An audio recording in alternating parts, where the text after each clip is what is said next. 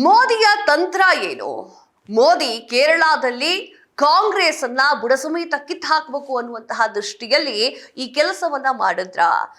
ನಿತಿನ್ ನಭೀನ್ ನನ್ನ ಬಾಸು ಅಂತ ಹೇಳಿರುವಂತಹ ಮೋದಿ ನಾನು ಕಾರ್ಯಕರ್ತ ಅಂತ ಹೇಳ್ಕೊಂಡಿದ್ದಾರೆ. ಬಿಜೆಪಿಯ ನೂತನ ಅಧ್ಯಕ್ಷರ ಬಗ್ಗೆ ಪ್ರಧಾನಿ ನರೇಂದ್ರ ಮೋದಿ ಅವರು ಶ್ಲಾಘನೆಯನ್ನ ವ್ಯಕ್ತಪಡಿಸಿದ್ರು. ಇದೇ ಈ ಹೊತ್ತಿನ ವಿಚಾರ. ನಾನು ಕಾವ್ಯ ಹೆಗಡೆ. ಪ್ರಧಾನಮಂತ್ರಿ ನರೇಂದ್ರ ಮೋದಿ ಅವರು ಬಿಜೆಪಿಯ ರಾಷ್ಟ್ರೀಯ ಅಧ್ಯಕ್ಷರನ್ನಾಗಿ ಅಧಿಕಾರವನ್ನ ವಹಿಸಿಕೊಂಡಿರುವಂತಹ ನಿತಿನ್ ನಭೀನ್ ಅವರನ್ನ ಶ್ಲಾಘನೆ ಮಾಡಿದ್ರು. ನಭೀನ್ ಅವರು ಪಕ್ಷದ ಪಾರಂಪರೆಯನ್ನ ಮುಂದುವರಿಸುವಂತಹ ಮಿಲೇನಿಯರ್ ಅಂತ ಹೇಳಿ ಮೋದಿ ಅವರು ಬಣ್ಣಿಸ್ತಾರೆ. ಪಕ್ಷದ ವಿಚಾರ ಬಂದ್ರೆ ನಿತಿನ್ ನಭೀನ್ ಅವರೇ ಬಾಸ್ ಆಗ್ತಾರೆ, ನಾವು ಪಕ್ಷದ ಕಾರ್ಯಕರ್ತರಾಗ್ತೇವೆ ಅಂತ ಹೇಳಿ ನರೇಂದ್ರ ಮೋದಿ ಅವರು ಹೇಳಿದ್ರು. ರಾಷ್ಟ್ರದ ಅಧ್ಯಕ್ಷ ಸ್ಥಾನವನ್ನ ನಿತಿನ್ಗೆ ಕೊಟ್ಟಿರೋದು ಯಾಕೆ?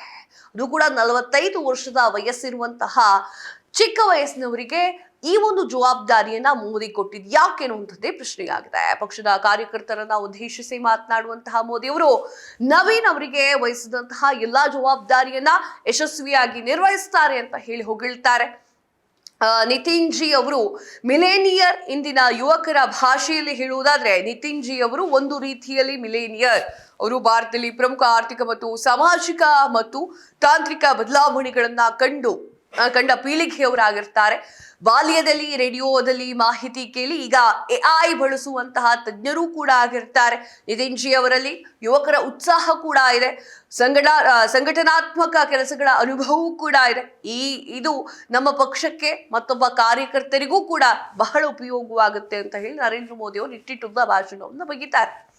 ಆದ್ರೆ ನಿಜವಾದ ಕಾರಣ ಏನು ಅಂತಂದ್ರೆ, ಎಲ್ಲೆಲ್ಲೂ ಕಾಂಗ್ರೆಸ್ ಸರ್ಕಾರ ಇರುತ್ತೋ ಆ ಕಾಂಗ್ರೆಸ್ ಸರ್ಕಾರವನ್ನ ಬುಡ ಸಮೇತ ಕಿತ್ತು ಹಾಕ್ಲಿಕ್ಕೆ ಇದೊಂದು ನ್ಯೂ ಐಡಿಯಾ ಅಂತ ಹೇಳ್ಬೋದು. 45 ವರ್ಷದ ನವೀನ್ ಅವರನ್ನ ದಿವಂಗತ ಬಿಜೆಪಿ ನಾಯಕ ಮತ್ತು ಮಾಜಿ ಶಾಸಕ ನವೀನ್ ಕಿಶೋರ್ ಪ್ರಸಾದ್ ಅವರ ಪುತ್ರ ಅವರು ಬಿಹಾರದ ಬ್ಯಾಂಕಿಪುರ ಎನ್ನುವಂತಹ ಒಂದು ವಿಧಾನಸಭಾ ಕ್ಷೇತ್ರದಿಂದ 5 ಬಾರಿ ಅಜೇಯವಾಗಿ ಶಾಸಕರಾಗಿ ಆಯ್ಕೆ ಆಗ್ತಾರೆ.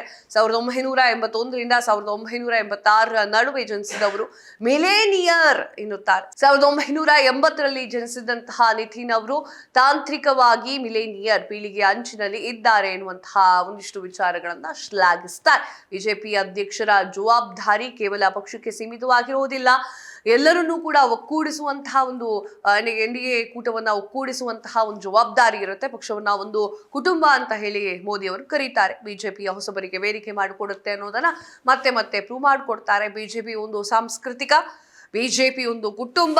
ಇಲ್ಲಿ ನಾವು ಹಲವು ಸದಸ್ಯತ್ವಕ್ಕಿಂತ ಹೆಚ್ಚಿನ ಸಂಬಂಧಗಳನ್ನ ಹೊಂದಿದ್ದೇವೆ. ಬಿಜೆಪಿ ಒಂದು ಸಾಂಪ್ರದಾಯಿಕವಾಗಿದ್ದು ಇಲ್ಲಿ ಸ್ಥಾನಗಳ ಪ್ರಕ್ರಿಯೆಯಿಂದ ಎಲ್ಲವನ್ನೂ ಕೂಡ ಮೋದಿ ಅವರು ಹೇಳಬಹುದು. ಆದ್ರೆ ಮೋದಿಯವರು ಯೋಚನೆ ಮಾಡಿದ್ದೇನು ಅಂತಂದ್ರೆ, ನಿತಿನ್ ಅವರನ್ನ ಏನಾದ್ರೂ ನಾವು ಅಧ್ಯಕ್ಷರು ಮಾಡದೆ ಹೋದ್ರೆ ಯುವಕರನ್ನ ಅಟ್ರಾಕ್ಟ್ ಮಾಡೋದು ಕಷ್ಟ ಆಗುತ್ತೆ ಎನ್ನುವಂತಹ ದೃಷ್ಟಿಯಿಂದ ಹಾಗೂ ಕಾಂಗ್ರೆಸ್ ಅನ್ನ ಬುಡ ಸಮೇತಕ್ಕೆ ತೂಗಿಬೇಕು ಎನ್ನುವಂತಹ ಉದ್ದೇಶದಿಂದ ಅವರು ರಾಜಕೀಯಕ್ಕೆ ಅದರಲ್ಲೂ ಕೂಡ ಆ ಒಂದು ಸ್ಥಾನವನ್ನ ನಿತಿನ್ ಅವರಿಗೆ ಕೊಟ್ಟಿರುವಂತದ್ದು. ನಿಮ್ಗೆ ಏನ್ ಅನ್ಸುತ್ತೆ ಕಮೆಂಟ್ ಮಾಡಿ ತಿಳಿಸಿ. ಇದಾಗಿತ್ತು ಹೊತ್ತಿನ ವಿಶೇಷ. ಮತ್ತಷ್ಟು ಸುದ್ದಿಗಳಿಗಾಗಿ ನೋಡ್ತಾ ಇರಿ ಸ್ಪೀಡ್ ನ್ಯೂಸ್. ಸುದ್ದಿ ನಿಮ್ಮದು, ಬೇಗ ನಮ್ಮದು.